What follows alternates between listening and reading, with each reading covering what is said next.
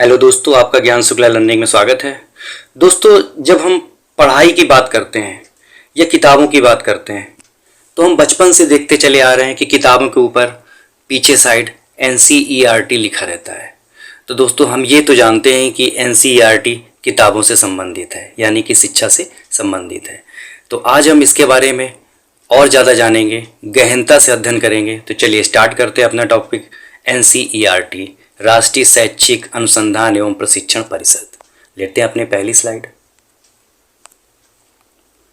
पहले हम परिचय जानते हैं, NCERT है क्या। देखिए, NCERT का फुल फॉर्म है national council of education research and training. Full form क्या है? National council of educational research and training. ठीक है, हिंदी में इसको कहते हैं राष्ट्रीय शैक्षिक अनुसंधान एवं प्रशिक्षण परिषद। ठीक है, NCERT की स्थापना की बात करें तो इसकी स्थापना 1 सितंबर 1961 को हुई और इसका मुख्यालय दिल्ली में है। इसके 4 क्षेत्रीय महाविद्यालय हैं। कहाँ कहाँ है? अजमेर में है, मैसूर में, भुवनेश्वर में और भोपाल में। ये क्या है? इसके 4 क्षेत्रीय महाविद्यालय हैं। यहाँ पर होता है क्या है? यहाँ पर 4 वर्षीय अध्ययन पाठ्यक्रम चलाए जाते हैं, जैसे BA BEd आदि। यह शिक्षक शिक्षा महाविद्यालय के रूप में कार्यरत हैं। देखिए, ये जो इसके 4 क्षेत्रीय महाविद्यालय हैं जो अजमेर में, मैसूर में, भुवनेश्वर और भोपाल में है, ये क्या है? शिक्षक शिक्षा से संबंधित है। जैसे हम लोग BEd करते हैं, ऐसे कोर्स होता है BA BEd। ठीक है, तो ये क्या है? 4 वर्षीय कोर्स हो गया। BA आपका 3 साल और 1 साल BEd। और ये कोर्स जब धीरे धीरे सभी यूनिवर्सिटियों में लॉन्च किए जा रहे हैं। ठीक है, तो हमने परिचय में क्या देखा? पहले इसका full form national council of educational research and training हुआ। दूसरा क्या? हिंदी में इसको क्या कहते हैं? राष्ट्रीय शैक्षिक अनुसंधान एवं प्रशिक्षण परिषद। स्थापना कब हुई? 1 सितंबर 1961 को। इसके 4 क्षेत्रीय महाविद्यालय कहाँ कहाँ पर? अजमेर में, मैसूर में, भुवनेश्वर में और भोपाल में, जो शिक्षक शिक्षा से संबंधित हैं। चलिए अब आगे देखते हैं। यह संस्था भारत सरकार द्वारा संचालित एक स्वास्थ्य नहीं है, ये स्वायत्त है। ठीक है, स्वायत्त संगठन है, जिसका रजिस्ट्रेशन सोसाइटी रजिस्ट्रेशन एक्ट 1860 के तहत हुआ। ठीक है, तो ये क्या है? ये संस्था जो है क्या है? एक स्वायत्त संस्था है। ठीक है, दूसरा पॉइंट है शिक्षा के क्षेत्र में यह राष्ट्रीय स्तर का संगठन है। ठीक है, ये राष्ट्रीय स्तर का संगठन है, क्योंकि नेशनल शब्द आ गया तो राष्ट्रीय अपने आप हो गया। तीसरा पॉइंट देखते हैं, NCERT का ध्येय वाक्य क्या है? विद्यायाम मृत मसनुते, जिसका अर्थ है मनुष्य विद्या या ज्ञान के द्वारा ही अमृत को प्राप्त कर सकता है। इसका ध्येय वाक्य क्या बताया हमने? विद्यायाम मृत मसनुते, यानी मनुष्य विद्या या ज्ञान के द्वारा ही अमृत को प्राप्त कर सकता है।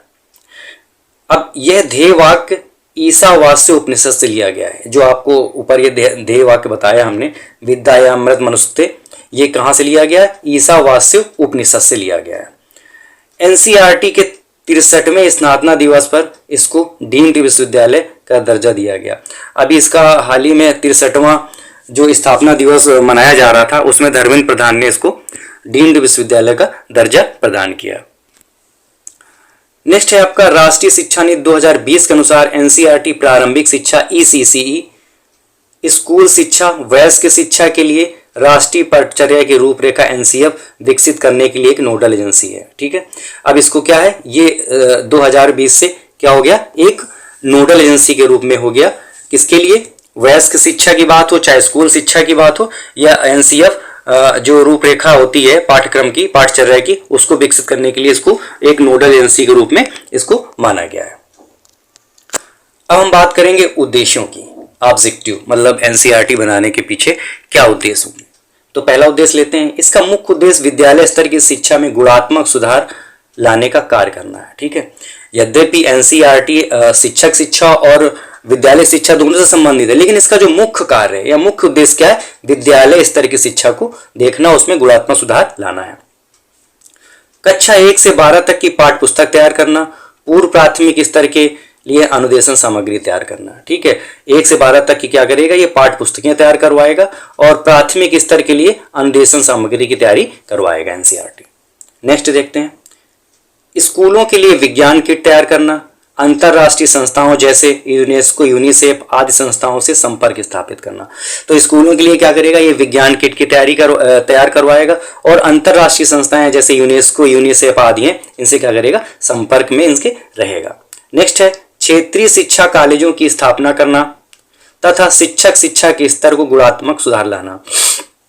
ये क्या करेगा, क्षेत्रीय स्तर पे कॉलेजों की स्थापना करेगा और क्या करेगा, शिक्षा, चूंकि शिक्षा से संबंधित है ये, तो शिक्षा के स्तर में क्या करेगा, गुणात्मक या क्वालिटी लाने का प्रयास करेगा और उस पर सुधार करेगा। नेक्स्ट है विभिन्न शैक्षिक शाखाओं में अनुसंधान कार्य करना, अनुसंधान कार्य में सहायता करना एवं अनुसंधान कार्य समन्वय करना। ठीक है, यह अनुसंधान कार्य में भी क्या करेगा, आपकी हेल्प करेगा, अनुसंधान कार्य करेगा, अनुसंधान कार्य में सहायता करेगा और अनुसंधान जो कार्य हो रहे हैं उनमें समन्वय बनाने की प्रयास करेगा।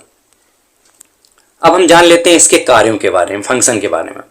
तो पहला इसका है राष्ट्रीय प्रतिभा खोज परीक्षा के अंतर्गत राष्ट्रीय स्तर की परीक्षा का संचालन करता है। ठीक है, ये राष्ट्रीय स्तर की जो परीक्षा होती है, राष्ट्रीय प्रतिभा खोज परीक्षा, इसका संचालन करता है। दूसरा पॉइंट है शिक्षा के स्तर को ऊंचा उठाना है इसका कार्य।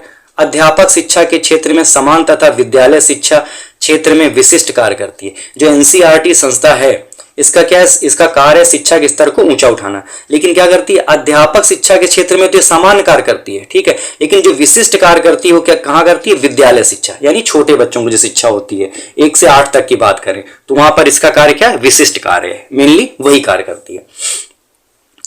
हिंदी, उर्दू, अंग्रेजी भाषा में विभिन्न कक्षाओं के लिए पुस्तक प्रकाशित करना।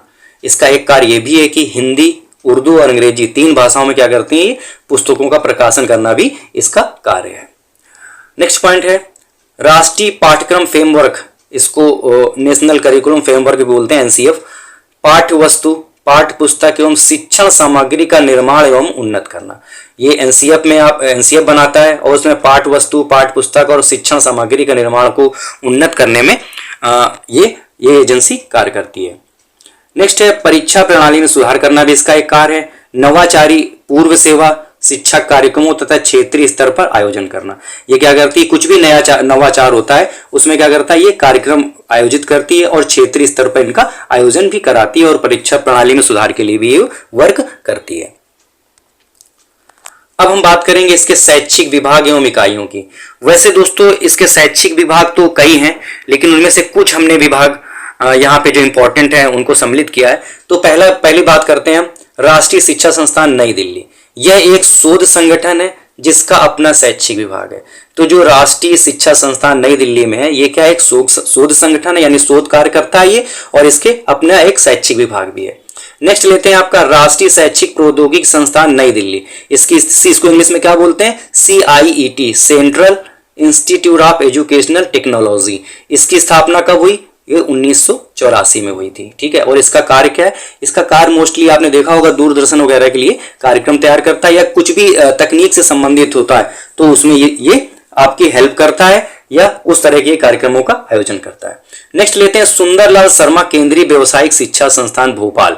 जैसा कि इसमें आप देख पा रहे हैं व्यावसायिक शब्द पहले ही आ गया, तो इसका मतलब ये व्यवसाय से संबंधित होगा। और कहां पर है, भोपाल में, और इसकी स्थापना कब हुई, 1994।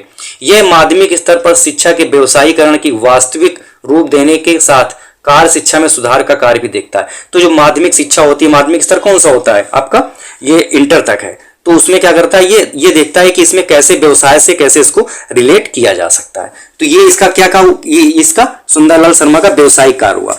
इसके अलावा अगर हम और शैक्षिक विभागों की बात करें तो इसका शैक्षिक सर्वेक्षण इकाई है, लेखा विभाग है, बेसिक शिक्षा विभाग है, विज्ञान शिक्षा विभाग है, सामाजिक विज्ञान मानविकी विभाग है, पूर्व प्राथमिक और प्राथमिक शिक्षा विभाग है।